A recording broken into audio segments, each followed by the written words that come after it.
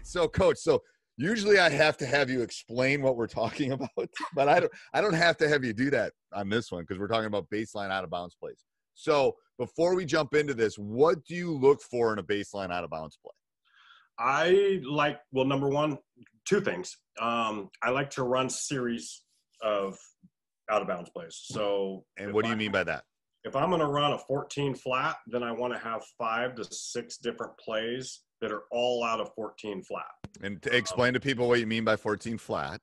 Okay, 14 flat, meaning I got one guy taking the ball out of bounds, and then I got 4 guys across, two guys at the block, and 2 guys spread out to the corners along the baseline. So coach is using 14 flat. I call a low 1-4. There's lots of different ways of talking about it. So I just wanted to make sure everyone knew what you were talking about. So he's talking about a low 1-4, where 4 guys across, 2 on the block, 2 in the corners, and then 1 guy throwing it in.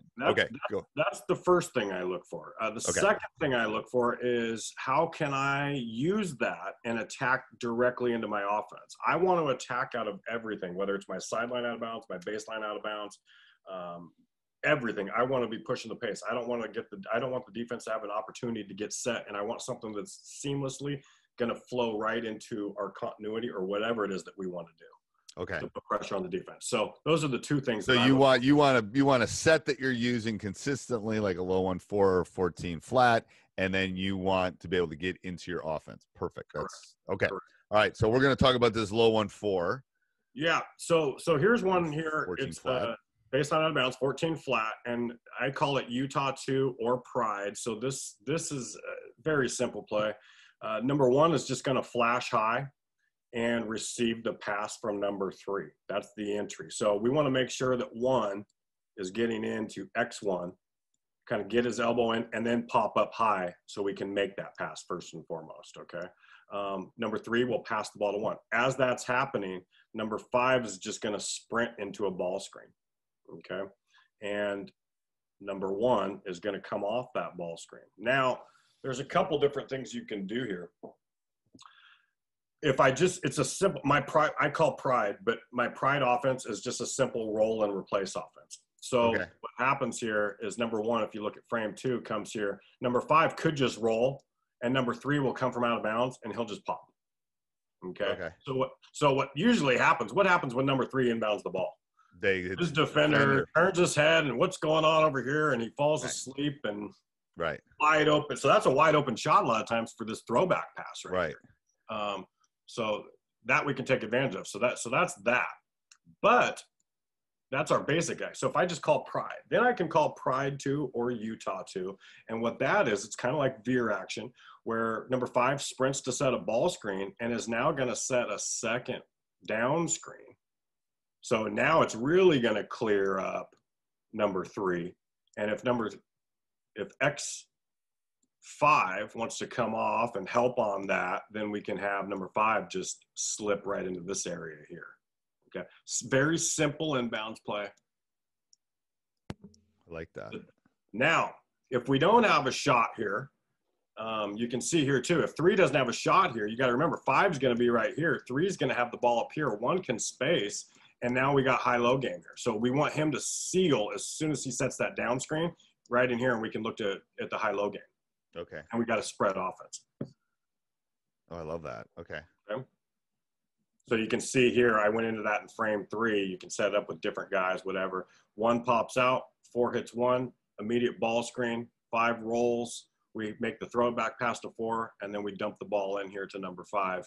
Because remember, we're setting the screen, we're reverse sealing, and we're getting low position there. If we don't have it, we'll just swing the ball to 3, or 4 can just come into a dribble handoff, and we're coming into that action too. 4 could set a down screen, 5 could pop, we got space, we could kick to 2. You got tons of options that you can kind of play out. Okay. Yeah, I love that there's more than one action on that. I mean, there's so many reads on this. So will this work against man or zone or both? So this is man. We want to run this one against man. The second one I'm going to give you is a zone one. But again, this is 2 plays in 1. So we're calling it Pride or Utah. Now I like to call it 2 different things because I run Utah action and I run Pride action. So it keeps the defense from going, I'm not calling pride all the time. I'm calling pride, then I'm calling Utah. It's the same play. Right. And then I call Utah 2 and pride 2. So I just called 4 different plays, and they're like, what? The defense can't key in on it. So, right. But it's the same thing. So just when I call 2, remember, we just set a second screen. That's it. Okay. Yep. So the second play here, this one's called Cyclone. This is against a zone, and this is a simple play. Again, it's out of our 14 flat alignment. And what happens is 1 is just going to clear out, and 2 is going to come off, kind of like in AI action, Iverson action. If you aren't familiar with that, basically it's just 2 sprinting off 2 screens here by 5 and number 4. I love this action. I do this. Yeah. And then comes all the way. Do you have the same play? I do. Very similar. I love that double screen because we can pin on this. That's where I'm heading. Yep. Yeah. So we score on this, especially if you got a decent big that can pin. It works really well, especially in high school. Yep. So this is just decoy. 1 pops and 2 is popping out here. But as soon as 2 clears number 4, 4 is going to go set a screen for 5. 5's just going to curl around. Right. So what has to happen here is X5 has got to take 5. Yeah. So this is exactly what you were talking about. 4 seals here, and look who's wide open. Poof. To be honest with you, the hardest part is not the seal; it's the pass. Yeah. It's the pass. It's teaching the inbounder how to, like, you got that backboard. Sometimes you can't really. There's just some issues with that, but but you know what? I'm setting, and we got this decoy action, so we're trying to. What we're teaching number 3 to do is look over here the whole time.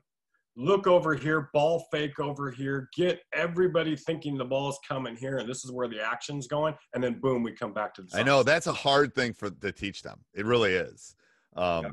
It's like you gotta like fake. I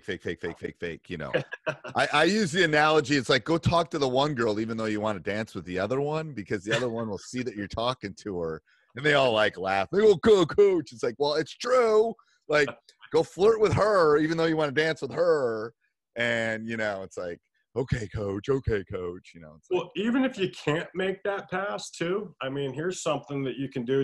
I'm just looking at it, right? Let's say you can't make that pass and you got to make the pass here to 2. So 2's now got the ball right here in the corner. Yeah. Then all of a sudden we make that pass up here to 1. Okay. Now we can go into what everybody runs against the zone, right? 2 sets the screen, and 3 can pop back out here to the corner. We could flash high here and get an overload. 5 could somehow kind of clear out or something like that. So then we have like an overload or whatever you want to do. We're going to talk zone offense. We need to add that to our list in the future, coach. No question. People always ask me about that. All right. So where would they find this one, coach? Oh, wait, we have another one? Yeah. No. This is the first one. This is the first one. Where do they find that? Where do they find this? I have the BLOB playbook that is specifically just all baseline out of bounds plays. It comes in I think I have about 5 or 6 different alignments. Yeah. Okay. Alignments. Different sets that you can run different things out of and pick what's best to you. I also have a BLOBs and SLOBs playbook that you get everything all in one. So you get your sideline out of bounds and your baseline out of bounds. Okay, and then so you have do you have 3 or 2 there? Do you have a baseline by itself, a sideline by itself, and then together? Together, correct. Okay. So I'll put all 3 of those down below, so people can find them. And then if you want the PDF of this or watch the video, if you're listening, I'll put a link down the show.